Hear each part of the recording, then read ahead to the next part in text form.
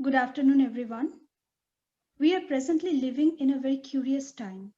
A pandemic caused by a tiny virus, SARS-CoV-19, is raging through the world, and it is changing the society, changing our lifestyle, and it is changing the very definition of normalcy. In the last few months, antibodies, serological tests, RT-PCR, quarantine, hydroxychloroquine, all these things have become quite a household names. But these snippets of information on COVID-19 is generating more questions than the answers.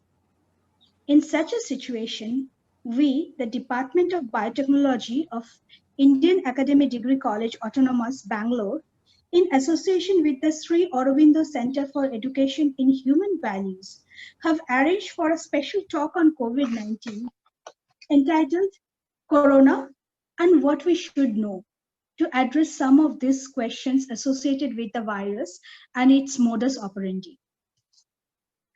And now I will request Dr. Kritika Sinha Nigam to take over the session and formally welcome the gathering. Over to you, Kritika. Thank you, ma'am. A very good afternoon, one and all present here.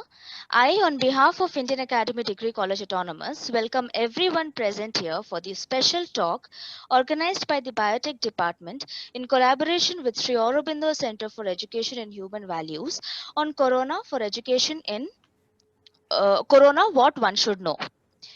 It is my honor to grace our guest and audience today, where I would start to welcome our guest for today, Dr. Ankit Agrawal, MBBS, MD in Pulmonary Medicine from Akash Healthcare and Super Speciality Hospital, Delhi, who has been an esteemed personality and has won accolades in his field. Welcome, Dr. Ankit Agrawal. Good afternoon. I welcome our principal, Dr. E. Jerome Xavier, who has been the biggest support and a constant motivator for the Indian Academy family. Welcome you, sir. I welcome all the faculty members, dear students, and all the participants present here with us in this bright and beautiful afternoon. I now request Dr. Sibi, the head biotech department, to formally introduce Dr. Ankit Agrawal. Thank you, Dr. Kritika. Good afternoon, one and all. It is my pleasure to introduce Dr. Ankit Agrawal, speaker for the today's special talk, organized by the Department of Biotechnology and Sri Aurobindo Center for Education and Human Values, Indian Academy Degree College, Autonomous, Bangalore. Dr. Ankit done MBBS from Sri Aurobindo Institute of Medical Sciences, Indore, and further completed MD in Pulmonary Medicine at Tirthankar Mahavir Medical College and Research Center, Moradabad, UP. Dr. Ankit's scientific research include thesis on correlation of clinical severity with high-resolution computed tomography findings in chronic obstructive pulmonary disease patients. Doctor's professional experience include resident in the Department of Surgery at Modern Institute of Medical Sciences, Indore between April 2015 and March 2016. Between May 2016 and April 2019, Doctor had extensively managed OPD, IPD, medical emergencies, and critically ill patients in the ICU. Doctor has significant experience in numerical medical procedures, namely ICTD insertion, intubation and ventilation, central line catheterization, lung ultrasound, bronchoscopy, and thoracoscopy at Tirthankar Mahavir Medical College and Research Center. Between August 2019 and March 2020, Doctor was the attending consultant under Dr. J.C. Suri and team in the Department of Pulmonary Critical Care and Sleep Medicine in Medeor Super Speciality Hospital, New Delhi. There, Dr. Ankit independently managed OPD, IPD, ICU, and performed all procedures. Doctor is also the member of Indian Chest Society and European Respiratory Society. At present, Dr. Ankit is working in Akash Healthcare Super Speciality Hospital in Department of Pulmonary and Sleep Medicine. I once again welcome you, Doctor, on behalf of Indian Academy Degree College, Autonomous, Bangalore. Thank you, sir. Thanks a lot. Good afternoon, everyone. So, should we start the session? Yes, sir. Please, you can continue.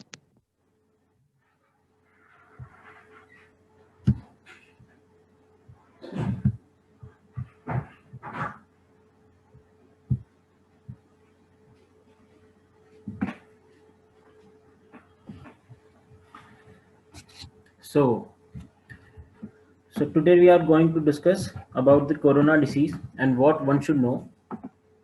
So, first we will start with basic introduction. So, what is coronavirus? Coronavirus belongs to a large family of viruses that causes a variety of diseases, ranges from common cold to severe diseases. Why it is called a novel? It, a novel coronavirus is a new strain that has not been previously detected in human. That's why it is called as a novel coronavirus. What is coronavirus 19 or COVID-19? It is a severe acute it causes severe acute respiratory infection. That's why it is called as SARS-CoV-19 or SARS-CoV-2. The same type virus from the same family was also diagnosed before, which was previously known as SARS. That's why it is called as SARS-CoV-2. So this was a basic questions, why it is called as novel, why it is called as SARS-CoV-2. Many people have this kind of questions. So that's why I have included this in my slide. So the virus was first detected in Wuhan in China in November and December 2019. Sorry. It was first detected in live market or wet market where live animals were sold for meat or for so live animals were slaughtered in Wuhan. The market name was Hunan Market, as far as I remember. So it was diagnosed. It was first found there. So that's why it is thought to be of zoonotic origin. So this is the current situation, the current WHO dashboard of coronavirus. At present, India is sitting on the second position in the whole world. United States is on the first and India is on the second. The situation is dreadful in India. Community transmission has started. You can see the figures. Everybody can go through the figures, and I guess everybody is going through the figures on the worldometer and WHO dashboards. So transmission, how the transmission of the coronavirus occurs. So when a person sneezes, coughs, or when a body fluid of a person who is infected with coronavirus is spilled, suppose a urine or sputum is cough of a person who is infected with the coronavirus, whether he is a symptomatic or an asymptomatic carrier, is spilled, or when he coughs, the droplets or micro droplets are spread into the air, and that's why it is also an airborne infection. So when a carrier or an infected person coughs or sneezes, the droplets are spread in the air or they fall on the surface surrounding the person. Then when another person passes nearby, or if another person touches that surface and then he or she touches his face, eyes or mouth, another person gets that infection. But sorry, another person inhales or touch gets that person gets that infection by touching his eyes, face or mouth. So that's why it is said that a person should always avoid touching his face, eyes and mouth while going outside and while traveling here and there. And one should always wear a mask when a person is outside his house. Now the clinical features of the disease. So the clinical features, people have a lot of confusion. What are the clinical features? Where are the ranges? How much is the severity of the disease? So this is a very broad classification. Still the data is evolving. So the illness ranges from mild, severe, and very severe or critical. Most of the cases are under the mild category. Almost 75 to 80% cases are under the mild category. Few cases, mainly who are with the comorbidities like diabetes, hypertension, chronic kidney disease, or any other comorbidities. Comorbidities means person who already has other diseases, underlying other diseases. So those go to severe or critical categories. The incubation period lies between 2 to 14 days. In most of the cases who go undetected or the people who ignore their symptoms, suppose a person gets a fever and a cough and he is ignoring his or her symptom, so case and he doesn't have any comorbidity, even that person can deteriorate. He can go to a severe or a critical phase within 2 weeks. So it is advised, if you have symptoms, you should seek a medical advice as soon as possible. No, now what are the symptoms of the disease? So first is fever. Fever is the most common symptom. Now there are a lot of dilemma of regarding fever. How much is the fever? What is the temperature range of the fever? How much fever should I get to diagnose corona? So up to 99.6, 99.5 is normal body temperature. If you have a temperature of 99.5, oral temperature I'm talking about, which is measured with a digital thermometer, it can go up to 99.5 in a normal day body variation, normal daily routine variation. It can go up to 99.5. Above 99.5, if you have and you are feeling malaise, malaise means feeling of having fever, that is called as malaise. If you are having that feeling and your temperature is more than 99.5 or 99.6, then you should think that you have fever. Many people come to our OPD and they said that, sir, we have fever, because a lot of panic has been created by the mass media about the COVID, and lot of patients who have a stress, who have tension, or any person who have a family member who is diabetic or who is chronically ill, they have a lot of stress that we will not have any symptoms, but our family member can get infected. They will go to a severe case, or they will be severely infected. So this kind of patients, a lot of patients come to our OPD. So you should not panic. In any case, if you feel like you are having fever, just measure your temperature and start the temperature charting. Okay. So fever is the most common symptom, present in 83 to 98% of cases, and children may not present with fever. Cough. Cough is usually dry. Cough may not be present in all the cases. It is present in 59 to 82% cases. It may be productive as well, but it is usually dry. Dyspnea is shortness of breath. Dyspnea is not usually a presenting symptom. It is present in 30 to 55% of cases. Dyspnea takes 4 to 8 days or 4 to 10 days to, you know, take. But if a patient is comes with dyspnea or shortness of breath, he must be having few symptoms from almost 4 to 5 days. This is what we suspect, and he or she must be avoiding his or her symptoms. So some patients also comes with GI symptoms like nausea, vomiting, and diarrhea. So this COVID is also affecting the GI system. Fatigue or myalgia. Myalgia means muscle ache or body ache. Anorexia is loss of appetite in sputum production or sore throat. All these symptoms are present, not all the cases, but yeah, they are present. Some patients might present only with body ache, but it is very rare, very, very rare.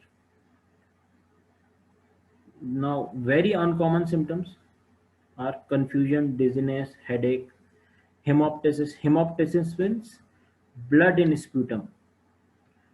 Rhinorrhea. Rhinorrhea means runny nose and chest pain. All these symptoms are very uncommon, but yeah, these can be present. Even we have seen all these symptoms in some few of the patients.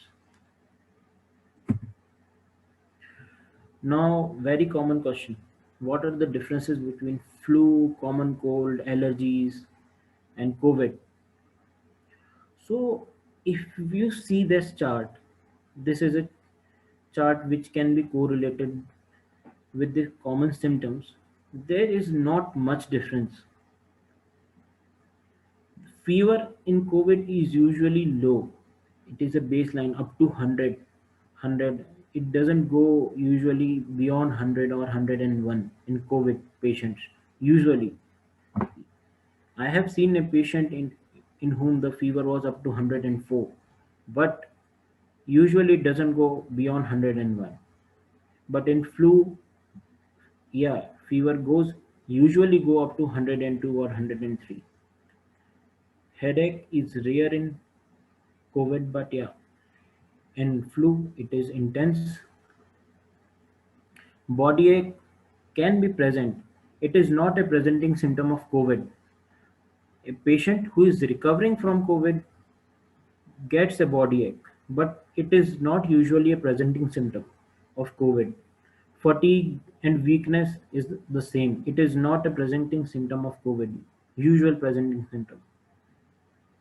A stuffy nose, very rare. Very rare. Runny nose and stuffy nose, rhinitis, sneezing, all the symptoms of cold are very rare. They have been reported, yes, but all these symptoms are very rare in COVID. Sore throat, yes, sore throat is also been reported. People complain of cough, but sore throat is rare. And shortness of breath, yes, shortness of breath is a very common symptom in COVID. So, a typical history of COVID, if you ask me, is fever, shortness of breath, and cough, and one or two episodes of diarrhea, which gets resolved by itself in few cases. Now, the diagnosis. There is a lot of dilemma about the diagnosis. What is the sensitivity? What is the specificity? And how to get diagnosed? And if I get a positive test, if I get a negative test, I am a symptomatic case. I have symptoms, but I am a negative case. So let me clear all this dilemma about the diagnosis. So first we come to a rapid antigen or test or card test. The sensitivity is just 60%. What is sensitivity? Sensitivity is the ability of the test to correctly identify the disease or a true positivity rate. So if this means, if suppose 100% have COVID, rapid antigen test or card test will be able to detect only 60% of the cases. 40% of 40 cases will go undiagnosed. So if you have symptoms and you have a negative report, this doesn't mean that you are a COVID negative case. Okay, so you should not stop worrying about it, or you should not uh, remove yourself from isolation. If you have symptom, you should seek medical advice. You should consult your doctor. Then comes RT-PCR. So RT-PCR is a reverse transcriptase test, and it is usually taken from oropharyngeal or nasopharyngeal swab. So it is believed that it is 100% sensitive. No, it is not. It is just 66% sensitive, and that too it is up to 66% sensitive, because it is not a blood test. We cannot say that it is 100, it is 66% sensitive. The sample collection, a lot of variations are there. The sample collection, the sample transporting, the methodology of the testing. Sorry. So there are a lot of variations in the testing. So even the RT-PCR has just the 66% sensitivity. We have patients, very critical patients, whose RT-PCR, 3 to 4 RT-PCR comes negative. Then we have to do a bronchoscopy, which is written over here, the bronchoalveolar lavage. Bronchoscopy is like the endoscopy. Endoscopy is done for the stomach and GI tract, and bronchoscopy is done for the lungs. In bronchoscopy, we take a bronchial washing and we send an RT-PCR of that, and it is sensitive up to 95%. See, even that is not sensitive up to 100%. So up till now, there is no test which has a 100% sensitivity.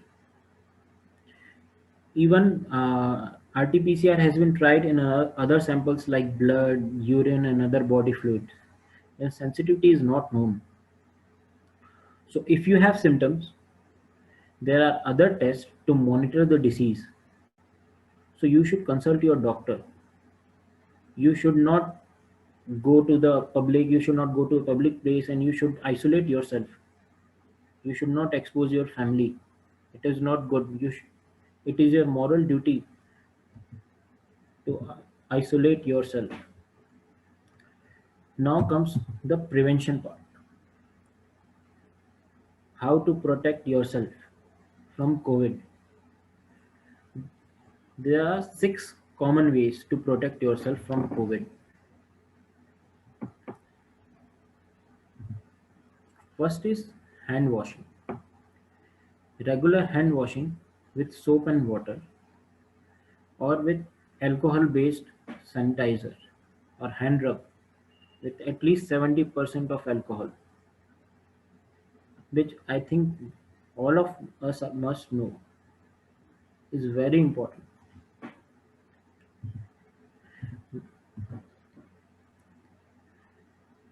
Then second is practice respiratory hygiene. How we can do that? Flex the elbow or use a tissue when if you are coughing or sneezing, and wash your hands repeatedly after sneezing or coughing.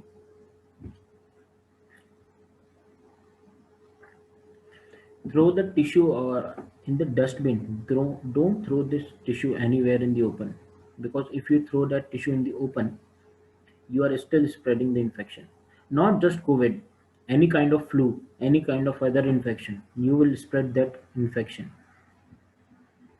So if you are sneezing or coughing in a tissue, you have to throw it in dustbin. So maintain at least 2 meter of difference. This graphic has a, I got this graphic from somewhere. It has just 1 meter, but no, you should maintain at least 2 meter or 6 feet of distance from each other. Avoid touching eyes, nose, and mouth without washing your hand.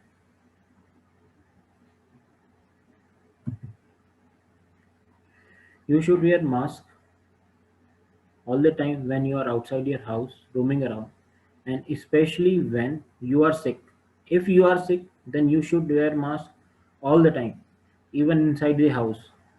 If you are feeling sick, if you are sick, it, first of all you should isolate yourself if you have a fever or any other symptom, so that you will not expose your family members. On You should also wear mask when you are taking care of a sick person, and if you are going to a healthcare facility, if you are going to a hospital or anywhere, you should always wear a mask all the time. What should you do if you have any symptom?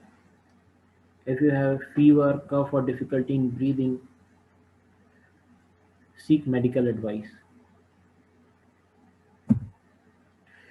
I have added this 2 videos to show how the importance of hand washing. First is the video.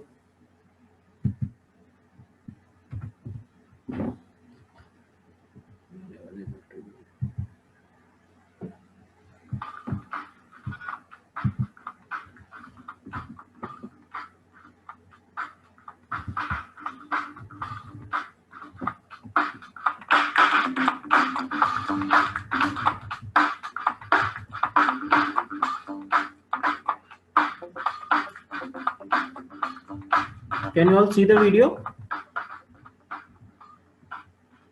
So the video is not visible, sir. Okay, just a second.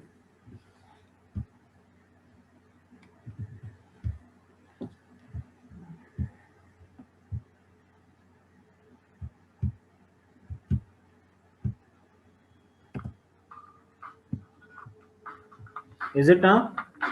Yeah, yes, doctor. Yes, It is visible. doctor, it is.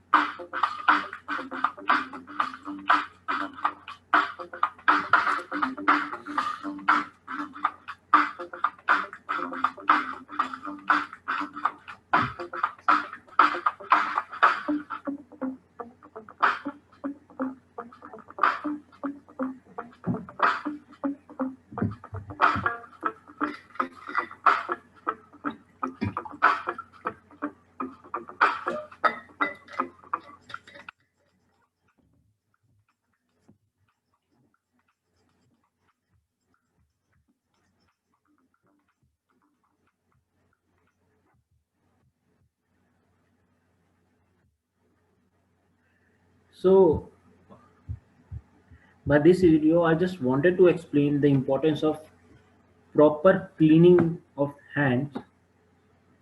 Most of the people just think that if we clean hands for 2 minutes or 3 minutes or 4 minutes, it is enough. No, it is not enough. If you don't clean your hands by proper technique, you will even have germs or viruses left in your hands. In this video, this guy had cleaned his hand for 2 minutes. Even after that, the UV gum by which he was showing that was left over there. But when he used the proper technique just for 20 seconds, all the germs or the viruses were gone. The UV gum was gone. So in another video, I will show you how to the proper technique of hand cleaning.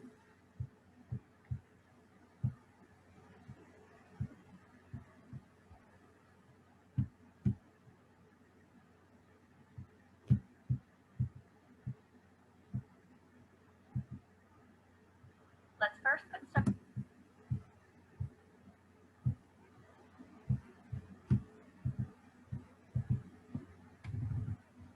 Let's first put soap in the palm of our hands and then begin to rub in between. Can you hear this video as well? Yes, sir. Let's first put soap in the palm of our hands and then begin to rub in between like so. But as you see, there is no soap on the back of my hands. So I'm going to interlace my fingers palm to palm. And then I'm going to do the same technique on the back of my hands with each hand.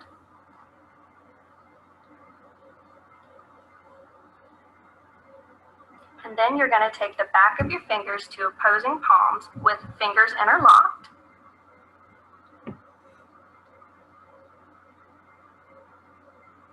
And then start rubbing your thumbs.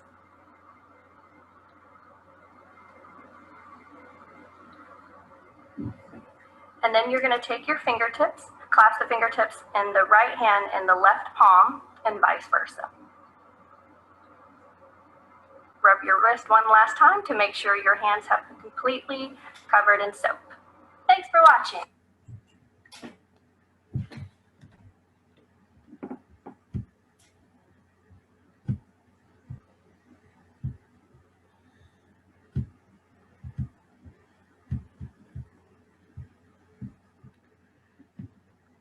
So this was the video. I think this is very important. Everybody should know the exact way, the proper technique of washing their hands, because it just takes 20 or 25 seconds to wash your hands properly, but it is very important. So this is another side. If someone has missed the proper technique of washing your hands, you can go through this. Just wet your hands, apply soap, go through all the directions.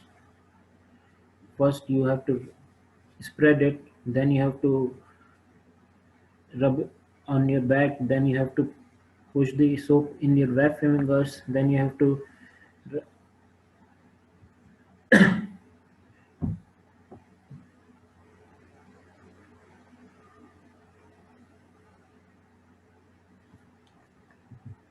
yeah. Then next, this is a graphical representation of how masks reduce the airborne transmission. This is a very good slide. See, this person is an infected asymptomatic case. Then what is an asymptomatic case? A person who doesn't have any symptoms, but he or she can spread the infection to another person. This is an asymptomatic case. So this person, suppose it's an asymptomatic individual. He or she might be your friend or your family member, and you are speaking to him, or you are having a chit chat with him without having any mask. So during speaking or during laughing, or if he or she coughs in between, he can spread a lot of droplets in the air. And if you are not wearing a mask, suppose this person is not wearing the mask at this time, he or she will inhale all this infection or droplets, and she will get infected. So in this scenario, this is the maximum exposed person. And if this person is also if this person is also wearing a mask, he or she will not spread all the droplets. Is Still, some droplets will escape from the eyelids or from the pores of the mask, and another person who is wearing the mask is at minimum exposure. Still, this person is exposed because he or she can inhale these few droplets which are lying around in the air. So this means that person, all the person should wear mask all the time. So this is another slide of proper usage of a mask, when to use a mask, how to put it on. So I just not go through this slide all, because all of us know how to use a mask.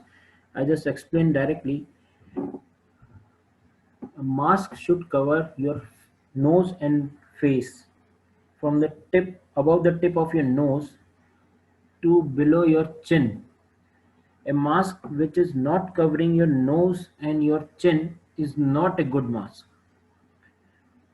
A mask should cover this whole area, the snout portion of your mouth, from your nose to your chin.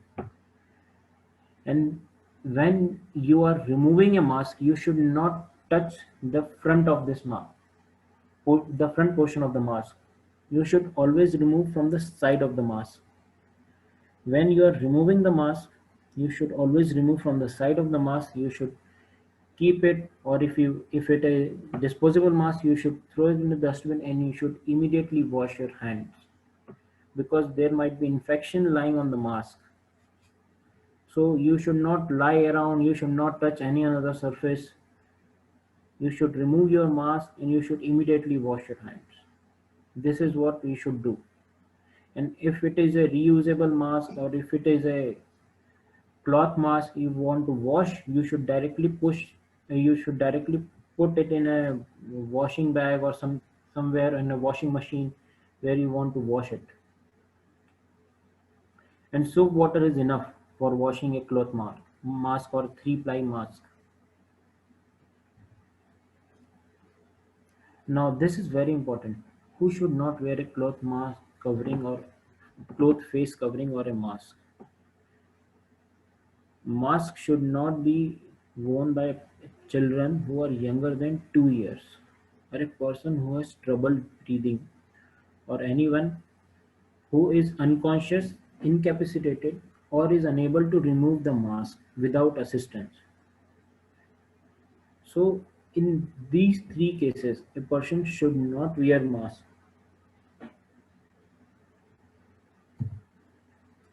Now, another common question is about the face shield. When we should use face shield or not? What is the common criteria about the face shields? So, as per the CDC, Center of Disease Control, face shield should not be used for daily routine activities. Even that, if you are using face shield, it should not be used alone. It should be used with a mask always. Face shields are not a substitute for a mask. Disposable face shield should not be reused, and reusable face shield should be disinfected with a alcohol-based disinfectant. And plastic face shields should not be used with infants or newborns.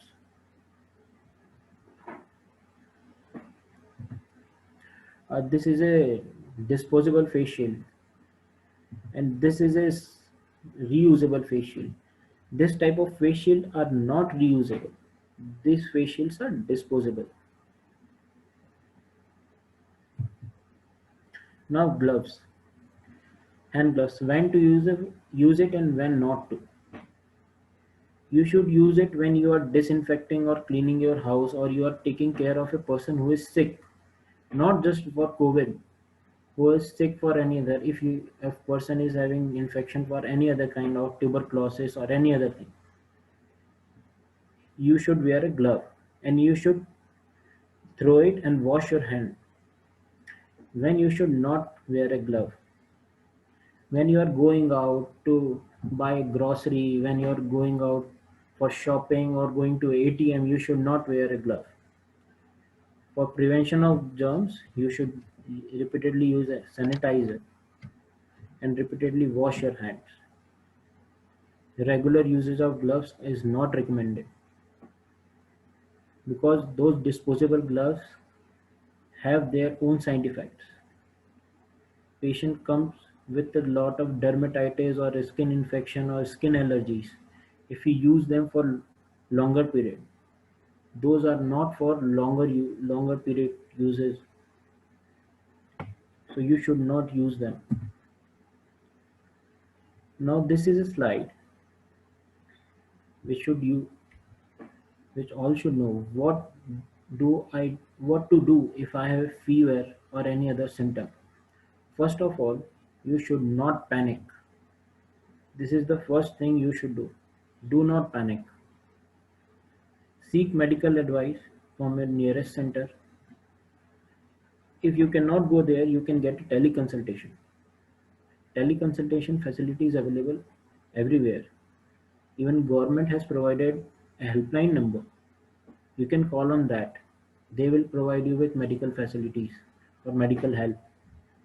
If you cannot go there, if you are unable to go there, if you are too sick to go there, or because of any reason, do not self-medicate.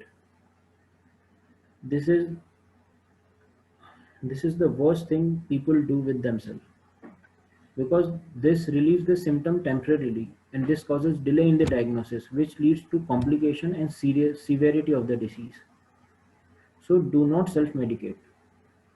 Consult a doctor and get medication from them. And what should you do if you are not getting any of this? For time being, isolate yourself in a room to prevent rest of the family from exposure. And in the meantime, measure your oral temperature from a digital thermometer. Do not use that infrared thermometers, that guns which are being used at the airports or any shopping malls. Use a digital thermometer, and you should take a temperature orally, not from the armpit. Oral temperature is the most accurate temperature. And you can use a pulse oximeter or a finger saturation probe or anything, whatever you call it, and maintain a chart, and you can show it to your doctor, or so that he or she will be able to diagnose your condition correctly. So so this is a picture of a digital thermometer and a pulse oximeter.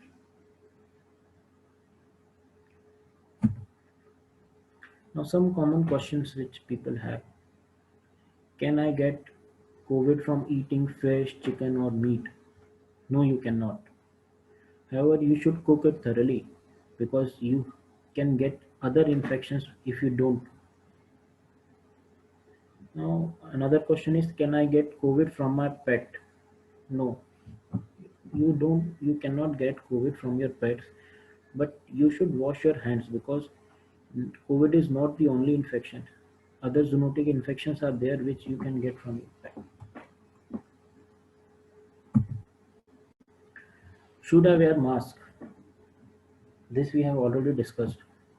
You should wear mask all the time. Which type of mask? Any type. Simple cloth mask, 3-ply mask, surgical mask. What about N95? N95 is only needed if you are a healthcare staff working in specifically in an intensive or special care unit, carrying special procedures. N95 is not advised for routine use. Now another question is, why it is not advised? Because N95, as per its name, filters 95% particles. It has a very small pore size. So breathing from an N95 mask is not easy. And if you are able to breathe from an N95, it is not, you have not wore it properly. So it is not advised. Then when should one get tested for COVID? Between 3rd and 5th day of first onset of symptom is the ideal time to get tested for COVID. The positivity rate is best between the 3rd and 5th day of first onset of symptom. Thank you. Thank you all of you for your time. Please ask if any of you have any questions. I request all to please post the questions in the chat box. If anyone has any questions, you can please post it in the chat box.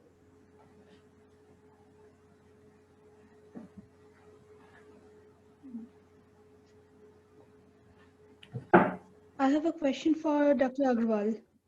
Yes. So, doctor, sometimes it happens that a person is showing all the typical symptoms of COVID-19, but the RT-PCR test is coming as negative. Can you explain why we are seeing these things? Like by looking at the patient, we feel that he or she might be having the COVID-19, should be having COVID-19 positive, but the RT-PCR is coming as negative. So what could be the underlying reason?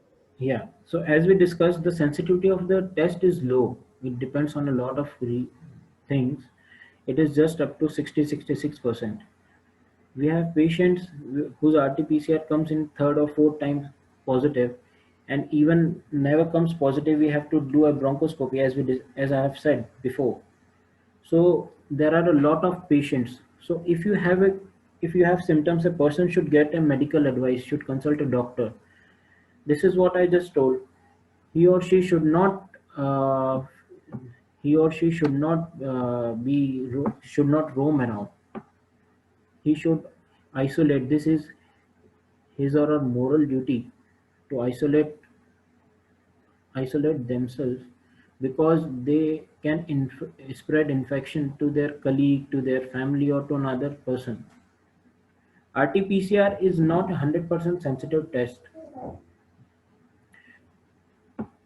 and many times this also happens that once an antigen test comes positive, then RT-PCR comes negative. Then this also happens once an RT-PCR comes positive and next day antigen test comes negative. This happens because the sensitivity is low. that doesn't mean that a test is negative, then you are free from COVID or you will not spread the infection. Once you are positive, then you have to isolate yourself for a certain period of time. The guidelines says that you have to isolate yourself for at least 17 days if you are a mild case, right? So you have to isolate yourself. You should not come to your workplace if you are COVID negative after 3 days or you are COVID negative for 4 days So, and you have symptoms and you are COVID so negative. basically the, Yeah, please. yes, Dr. Please proceed. Yeah, I was So, at, so basically the decision whether a person is COVID negative or positive will depend ultimately by the diagnosis, like the physician's yeah, decision based exactly. on the diagnosis and the symptoms Physician he or should she is decide. showing. Yeah, physician should decide. This test is not 100% sensitive. So if a test is negative, a person should not feel like I am COVID free. This is what happens, which causes the severity of the disease. Yes, I asked this question because this is creating a lot of confusion amongst us, like when to consider myself as a COVID positive case or a negative case, because the results are like all over the places. And no two results are, even it has happened for the same person, two results are not tallying with each other. So thank you for Yeah, clarifying you these should consult a issues. doctor. A person should consult a doctor, and a person should isolate himself or herself when he or she has a symptom. There are also few questions in the chat box. So shall I relate them to you? Yes, yes, yes, please.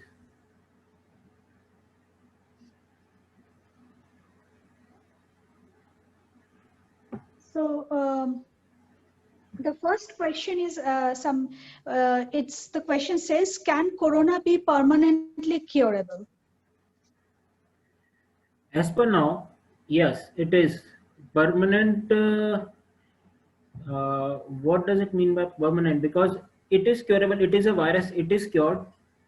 It is cured from your body. And if you are asking about reinfection, we don't have any data of a reinfection as per now. You will, if you have a corona, if you get infected by corona, you will have immunity for at least 3 months. In India, we don't have any case report up till now of a reinfection. Few cases which we have got, which were reported of a reinfection, those were not, because a test can be positive up to 3 months, because dead viruses are slogging off for 2 to 3 months. So a person who was previously infected with COVID can be tested positive for up to 3 to 4 months. So so this happens is, what happens, a person who is cured from COVID, if we test him for COVID after 2 months, the test can still be positive because dead viruses still get sloughed off. So yes, COVID Okay. is cured, So, but test is positive because of the dead viruses. okay. So there are a couple of questions which I will club together. One is asking whether vaccination is the only solution or only cure for corona disease. And somebody else is also asking, when can we expect the vaccine to arrive in India? Mm, I cannot tell that when can we expect the vaccination, and vaccination is the only cure. That question is still a dilemma because as per the WHO chief statement, vaccine is still 50 or 70% cure, because still we don't know the immunity status of a vaccine, because still it is in the trial phase. The vaccine has gone into phase 3 trial as per now, so we don't know for how long a vaccine will provide us the immunity for COVID. So as per now, we don't know.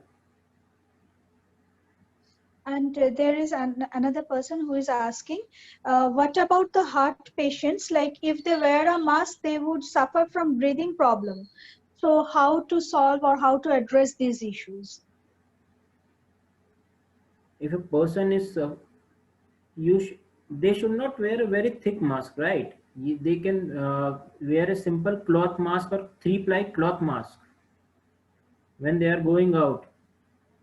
And if they are having a breathing problem, they should consult a doctor, because it might be a possibility that it is not because of the mask,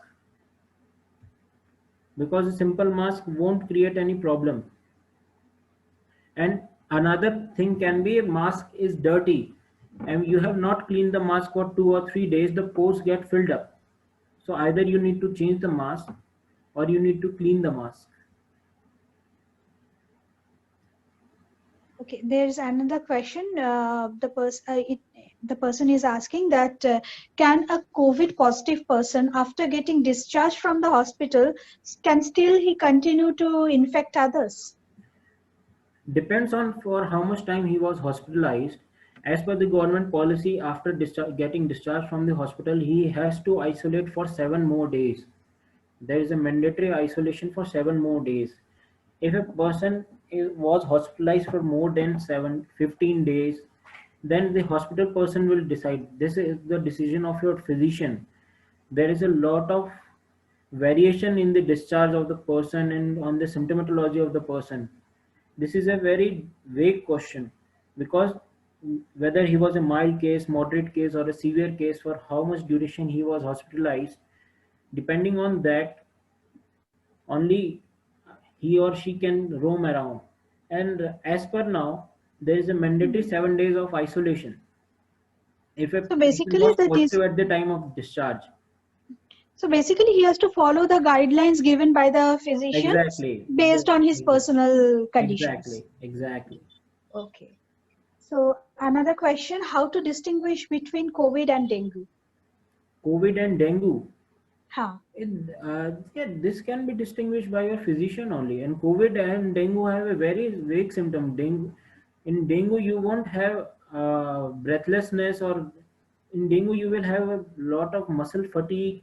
You will have fever. In COVID, you won't have a lot of muscle fatigue. You will only have fever. The first symptom is fever in both of them, but in dengue, the presenting symptom is fever with a lot of fatigue, weakness, body ache, which is not very common in COVID. Okay. So somebody also asked, sir, what about the diabetic patient? Do they need any extra care? Yes, is diabetic patients do need extra care. A person who is diabetic should control their diabetes strictly and should be very cautious, because some diabetics have a late onset of symptoms. A person, if he or she is diabetic, they should buy a pulse oximeter and a thermometer prior to any symptoms, because if they have any symptom, they should immediately monitor their pulse saturation and temperature. Because what happens is, if a person's diabetes is uncontrolled, sometimes it happens that fever onset is late, after 3 or 4 days, when the person gets a fever and disease has already been progressed. So if a person is a diabetic, he or she should immediately consult a doctor on the first day of onset of the symptoms. He or she should not wait. There is another question. It says that what would be the strength or the status of the immune system once the person have recovered from COVID-19?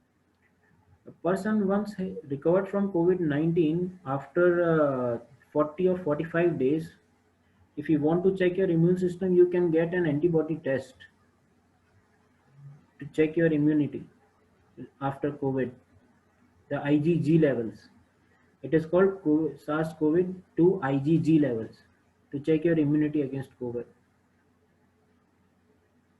So is there anything special that a person suffering from high BP, hypertension should follow to avoid getting infected by corona? Hypertension as such is not affecting is not causing anything. Hypertensives is not at a high risk of COVID. Like diabetics are at high risk, but hypertension as such is not causing any, and others are not at high risk. Okay, doctor. There are like questions are pouring in as we speak of now, but due to time constraint, I will sum up the session now, and I can forward the other questions to you, and maybe you if you are kind enough to address them in your spare times, Yes, then I please. will I will forward those just, questions to you. yes, yes, yes, I will do that. Okay. Thank you, Dr. Agarwal. And now I would invite our principal, Dr. Jerome Xavier, to sum up the session. Over to you, sir. Dr. Ankit Agarwal, at the outset, I would like to congratulate and appreciate that you have been totally involved in the healthcare of Indians, particularly who are facing the pandemic situation in Delhi. It is not an easy job. You are risking your own life for the sake of the health of the others. That is the greatest service that you render. We are truly grateful and we honor you for that. Thank you, sir. Thanks a lot. Yeah. I was thinking from your talk, three important things have emerged. The first one is you have demythified the misunderstanding that many of us have because we hear from every other colleagues or friends without even having proper knowledge from the right person. You being a physician, the things have come out very clearly from the horse's mouth, as we say. You have clarified, first of all, every aspect of COVID-19. Secondly, you have created confidence in the listeners and particularly we, the teaching fraternity, because we are constantly in touch with either our own colleagues, employees, and the students. And therefore, you have created a kind of confidence, need not be unnecessarily alarmed by all sorts of hearsay, but what is important is you need to be cautious. So what kind of precautions we need to take, that too you have clarified in your thoughts. That's why I thought 3 C's are very important, and all the 3 C's you have. One is clarification, creating kind of confidence in them, at the same time creating an awareness and telling us to be cautious of things when you are outside your own home.